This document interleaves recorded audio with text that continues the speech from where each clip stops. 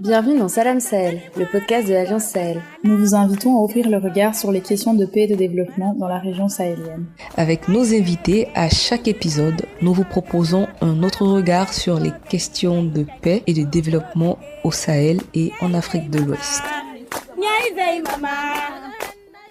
Nous sommes très heureux de recevoir aujourd'hui Monsieur Adam Moussi Bingui, directeur général de l'Agence nationale de financement des collectivités territoriales au Niger. Bonjour Monsieur Bingui. Bonjour Madame. Vous êtes détenteur d'un master en administration publique et gestion des collectivités territoriales de l'Université de l'Illinois à Chicago. Et vous êtes passé également par l'École nationale d'administration au Niger. Vous avez débuté votre carrière comme analyste financier dans le secteur bancaire international à Chicago, avant de revenir au Niger pour y occuper les fonctions de conseiller technique auprès du président de l'Assemblée nationale, ensuite comme conseiller technique du ministre du Commerce et de la Promotion du secteur privé, ce qui vous a mené à vos fonctions actuelles en 2021 comme directeur général de l'Agence nationale de financement des collectivités territoriales. Bienvenue, c'est un honneur de vous avoir auprès de nous aujourd'hui. Merci de me recevoir dans cette émission. Quels sont les objectifs principaux et comment le travail de votre agence s'inscrit dans les questions de décentralisation au Niger? L'Agence nationale de financement des collectivités territoriales (ANFICT) a été créée par l'État du Niger pour assurer deux missions principales. Une première mission de mobilisation des fonds auprès de l'État du Niger et auprès des partenaires techniques et financiers. Et une deuxième mission, nous assurons un accompagnement technique de proximité dans la mise en œuvre des programmes et projets en faveur de nos populations sous la maîtrise d'ouvrage communale. Pour ce qui est de la mobilisation des fonds auprès de l'État du Niger, nous mobilisons pratiquement 2 ou 3 fonds. Donc il y a le fonds de péréquation qui est un fonds d'investissement que chaque année l'État du Niger alloue aux collectivités, le fonds d'appui à la décentralisation et le fonds d'appui technique.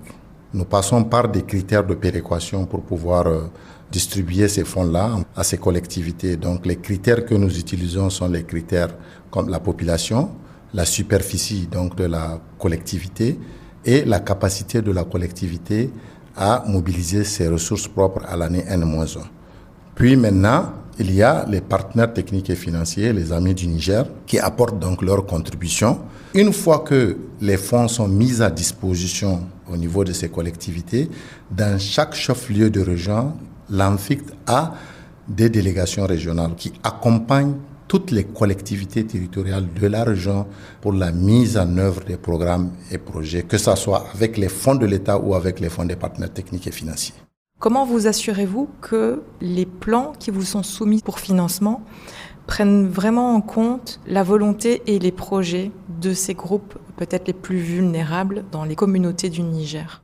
Les préoccupations des personnes vulnérables, des femmes, des jeunes et même des handicapés sont prises en charge au niveau même de la conception des plans de développement communaux et au niveau des programmes d'investissement annuels, puisque les programmes d'investissement annuels sont tirés des programmes de développement donc communaux.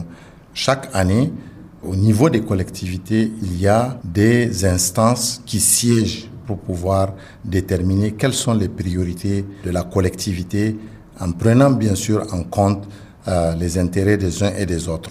Est-ce que vous pourriez nous toucher un mot sur l'organisation des collectivités territoriales au Niger et également aborder la plus-value, les atouts de ces collectivités territoriales pour le développement du pays?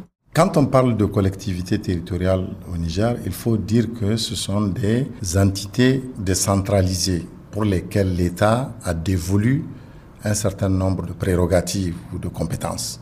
Au Niger, avant 2023, il y a 2 niveaux de décentralisation. Il y a la décentralisation communale et la décentralisation au niveau régional. Donc il y avait les conseils régionaux et les conseils communaux. Maintenant, après les événements de juillet 2023, le deuxième niveau de décentralisation a été supprimé.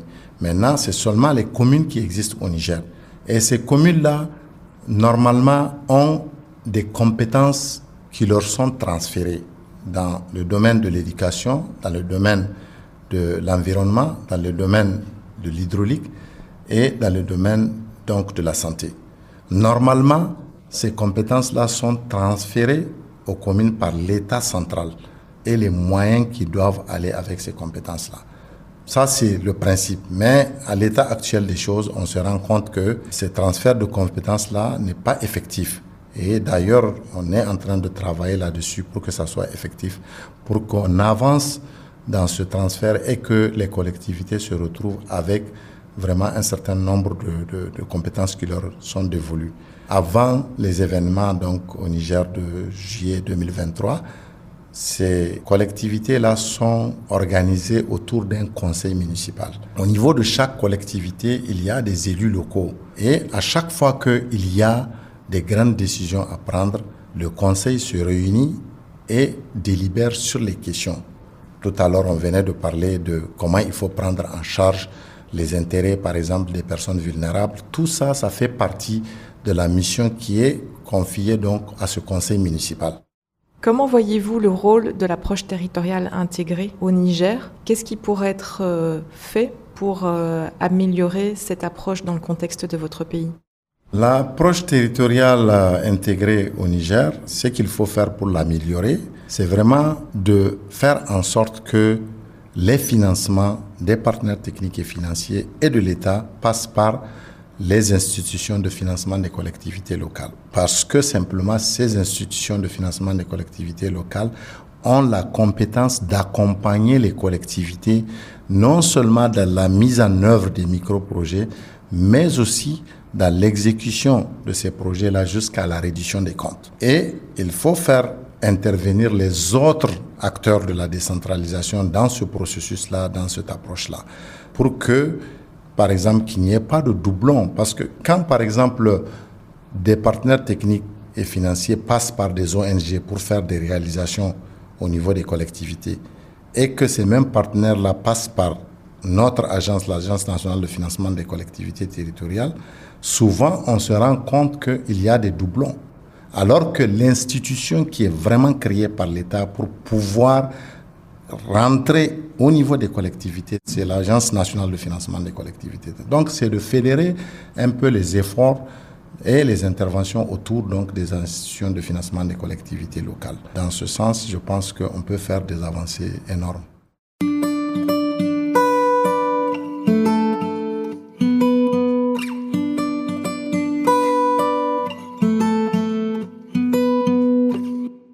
Est-ce que vous pourriez nous faire un point sur les ressources des collectivités territoriales?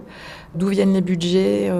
Comment sont-ils utilisés? Je pense qu'au Niger, les collectivités territoriales communes ont trois principales sources de ressources. Il y a ce qu'on appelle les ressources propres des collectivités territoriales. Il y a maintenant les ressources additionnelles que ces collectivités-là reçoivent de l'État du Niger et des partenaires techniques et financiers. De plus en plus maintenant, nous sommes en train de mettre l'accent sur la mobilisation des ressources propres des collectivités, puisqu'on s'est rendu compte qu'au Niger, il y a des collectivités qui n'arrivent pas à mobiliser un seuil qui puisse permettre de dire que cette collectivité est viable. Il y a des collectivités au Niger qui n'ont pas de marché hebdomadaire, alors que ces ressources propres-là reposent sur les marchés hebdomadaires, sur les taxes que bien sûr, la collectivité perçoit sur les activités que les gens mènent sur ces marchés. Donc, nous allons mettre l'accent sur la mobilisation des ressources internes ou des ressources propres des collectivités. Aujourd'hui, au Niger, pratiquement tout le monde a un téléphone portable. Donc, en digitalisant la collecte des impôts, on va permettre à ces collectivités-là de rentrer dans leurs droits. Il y a les ressources de l'État du Niger et d'année en année, l'État du Niger ne consacre que, je crois, 3 milliards de francs CFA aux collectivités. Il y a aussi le rôle que l'association des municipalités du Niger doit jouer pour que l'État consacre un peu plus de fonds à prendre en charge les besoins des personnes vivant sur ces collectivités-là, des besoins qui sont de plus en plus croissants. Il y a bien sûr l'intervention des partenaires techniques et financiers qui constituent aussi des ressources additionnelles aux collectivités territoriales. Mais quand on met ces trois sources de revenus, on se rend compte que ces trois sources de revenus n'arrivent pas à satisfaire les besoins donc, de ces collectivités. Quelles sont les pistes de solutions pour faire face à ce type de problème ? Le simple fait de digitaliser la collecte, ça permet d'augmenter de 40 à 50% les ressources de ces collectivités-là. Deuxième chose, il faut revoir le système de taxation. Il faudrait qu'on crée des taxes ad valorem et aussi de faire en sorte que les partenaires techniques et financiers et l'État aident certaines collectivités à créer des infrastructures marchandes. Par exemple, un marché hebdomadaire qui puisse attirer les autres villages ou les autres collectivités à venir au moins une fois la semaine commercer dans cette collectivité-là.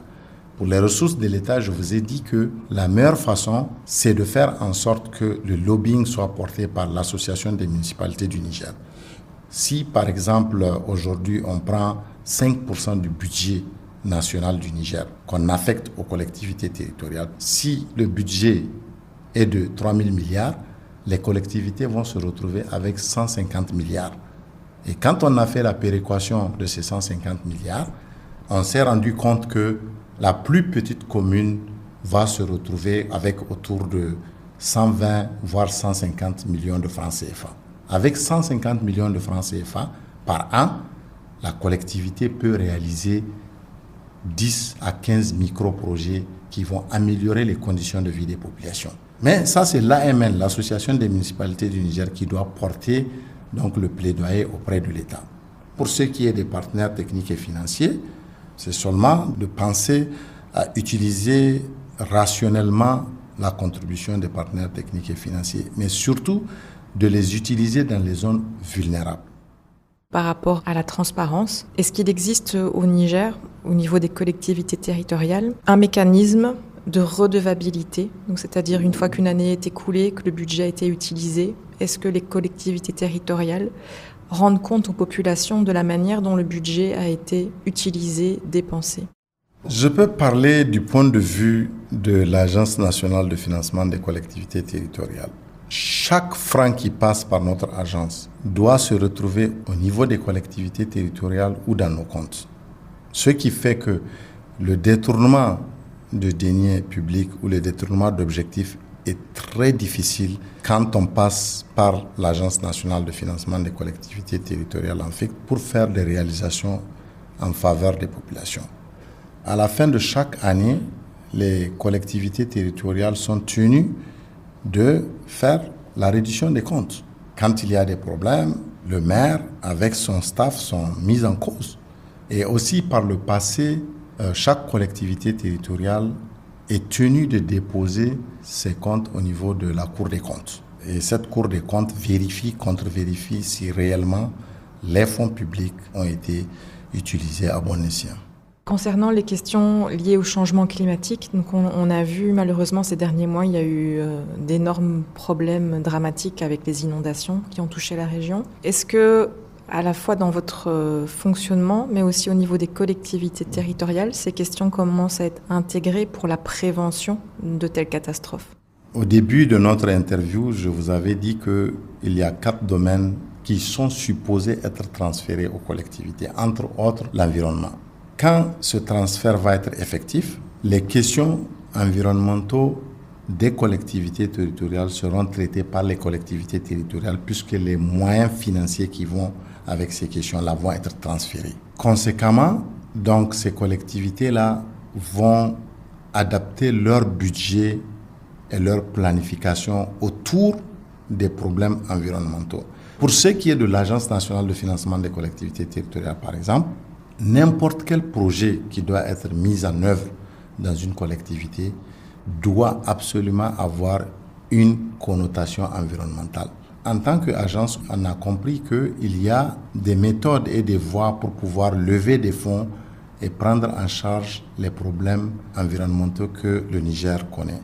C'est pour ça que l'Agence nationale de financement des collectivités territoriales s'est engagée dans un processus d'accréditation au Fonds vert pour le climat.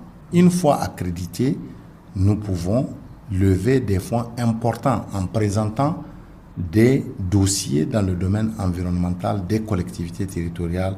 On pense que sous peu, notre agence sera accréditée. Comme ça, on va prendre en charge les grands problèmes environnementaux que certaines collectivités connaissent.